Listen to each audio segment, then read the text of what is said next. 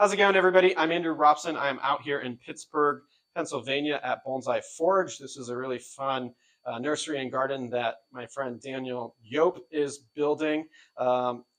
It's a really fun space out here with a lot of collected trees, a lot of some fun deciduous projects, and it's a really nice space that Daniel is setting up to create a space for people to come learn high-level bonsai, to have teaching artists come through to work on, to have some study groups, to have a good kind of learning environment in this neck of the woods for high-level bonsai. So I'm really excited to be here this weekend for the opening, and we're going to have a lot of fun working on trees and workshops. We're going to do some demonstrations, and we're just going to have a good time learning some good high-level bonsai.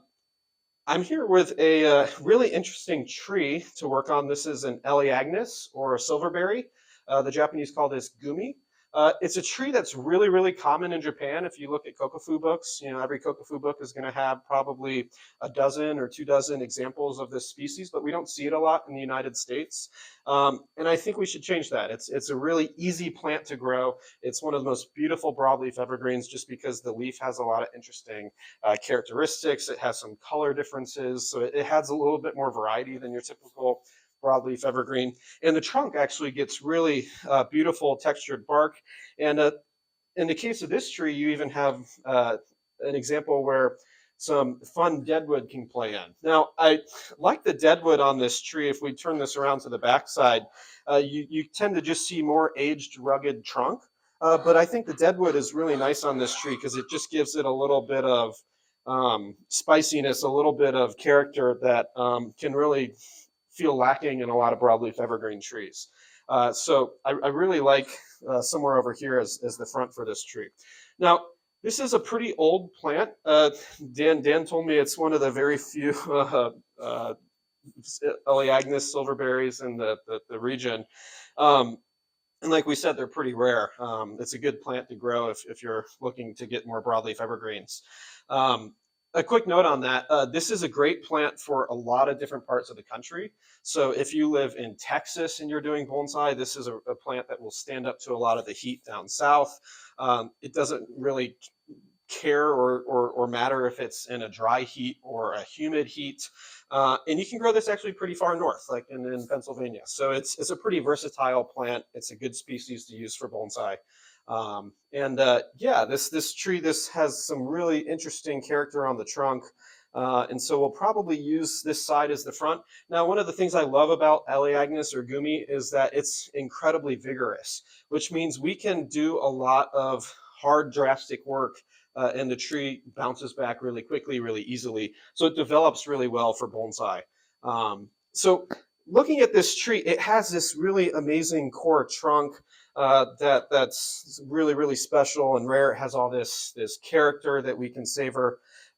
But a lot of the branching is pretty far out from the trunk. And all of the ramification is kind of way on the end rather than really tight on the inside. So I think one of the best things to do when you have a tree like this is to cut it back pretty hard, hit the reset button, so to speak, and then start ramifying it from a very, very close point to the trunk.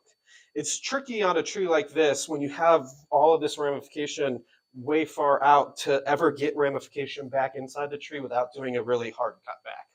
And so on a plant like Elaeagnus, one of the reasons that we love working with them is because they do respond really well and really vigorously from this type of work.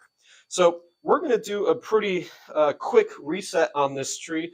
One of the fun things about broadleaf bonsai is that the work on broadleaf evergreens and broadleaf deciduous can be relatively fast. So if you're ever going to a workshop for deciduous bonsai or broadleaf evergreen bonsai, bring a few trees because you can move through quite a few trees compared to a conifer, which you might sit down and spend 8 hours wiring. So the styling or the work on this tree is going to be actually pretty quickly.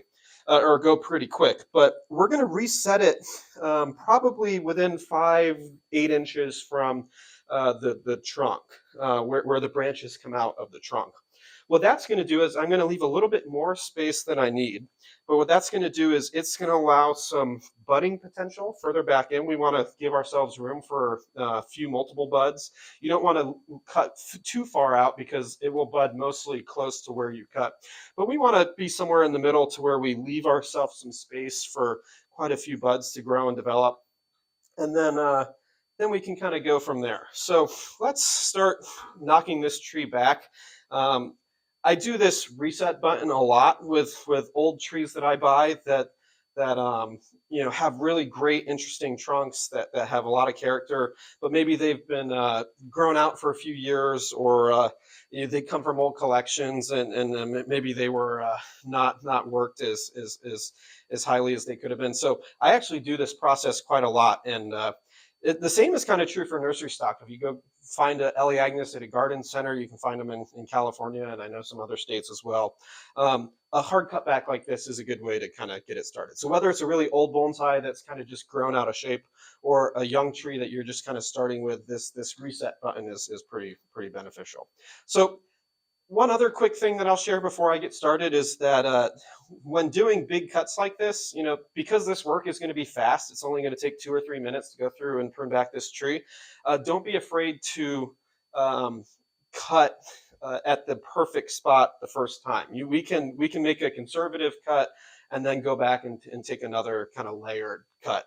But what I'm going to do to just get started is just start to prune back some of these branches, get some space opened up so I can see inside, and then we'll go through and make more of a final cut once we see a little bit more. So I'm just cutting out obvious stuff that's either long and straight, stuff that doesn't have a lot of taper.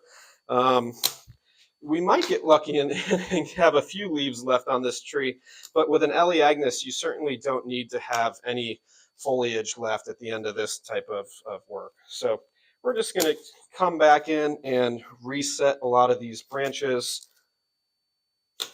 to where it's really highlighting it quite a bit closer to the trunk. The thing that this is going to do is with all of these branches so far out, it's really going to compact the design, and you're going to see the trunk a lot more than you did if we kept all of this stuff.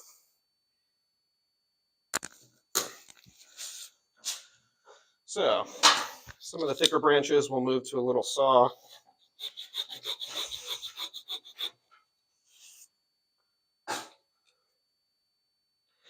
Now the nice thing on this tree is we do have a few leaves and buds that I think are going to get left behind. So if you're doing this work a little bit later in the growing season, that can be a good way to kind of help the tree bounce back, is leaving, you know, a leaf here or there.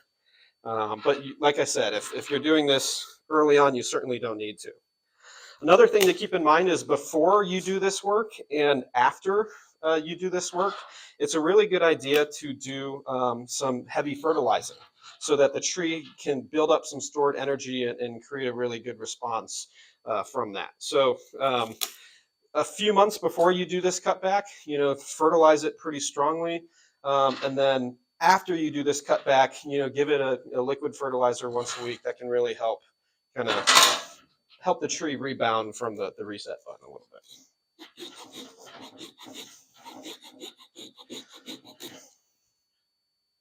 All right, so there's rough draft number 1. I think the tree got definitely quite a bit better by doing this. The core structure is actually really good. The primary branches coming off the trunk have some really nice movement. They're with this cutback, they're going to start to build some lovely taper. And yeah, they have really nice character, which I think matches the trunk quite well. So it's a really nice core structure here. Some of these branches might be a little long, so we'll make a few little edits, but like I said, don't be afraid to not be perfect in your first cut. You can always come back and do some editing, some rough drafts kind of further on. Because this is an Elaeagnus, we are very confident, you know, this tree has a 99% or greater chance of bouncing back on old wood like this. And in fact, these plants can actually sucker a lot off the trunk, off the root base. So if you have an Elaeagnus or a gumi that's suckering, it's really important to keep those suckers cut back so that you're putting all of the energy into the stuff that we care about, the branches, the trunk, So yeah, and after you do a big cutback like this, you might even find it try to sucker out from the base a little bit. A way to really help the recovery is to cut those suckers out kind of from the moment that you see them. So that's probably somewhere close to where we'll leave it. Now it's likely that this gets cut back a little bit more in the future based on where buds come out. But for today, this is kind of a good start to where we cut it back. We have some really nice budding potential. We kept some movement and character in the branches, but reset them so that we get our ramification coming out really close to the trunk. So I think that's really kind of great work on a plant like this for today. If you want to see more fun work like this, Bonsai Forge, like I said, is a great nursery and garden that's just got started by Daniel Yobp out inside of Pittsburgh, Pennsylvania. And if you want to come learn, if you're in the Northeast United States, you want to come learn high-level bonsai, you want to come shop for some Yamadori, you want to come see some demos or take some workshops, it's a really great learning opportunity for that. So thanks to Dan for having me out. This Elaeagnus is going to be a really, really fun tree in a few years, and we hope to see you at an event sometime out here soon. So thanks for tuning in. We'll see you next time.